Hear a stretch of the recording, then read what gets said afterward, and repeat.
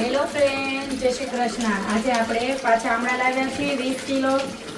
આજે આપણે એને પહેલા ધોવાના છે, આવી રીતે સફાઈ કરીને આવી રીતે આપણે એને સૂકવીને પછી કટિંગ કરવાનું છે।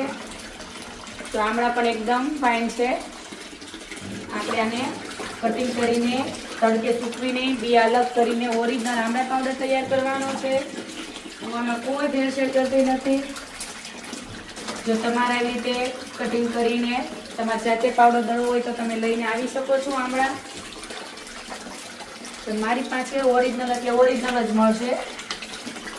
જે આમળા પાવડર હોય કે સિકાકાઈ હોય કે અરીઠા પાવડર હોય, હું આવી રીતે બધું જાતે જ કટિંગ કરું છું અને જાતે જ પાવડર તૈયાર કરું છું। કોઈ બહારથી કાંઈ લાવતી નથી।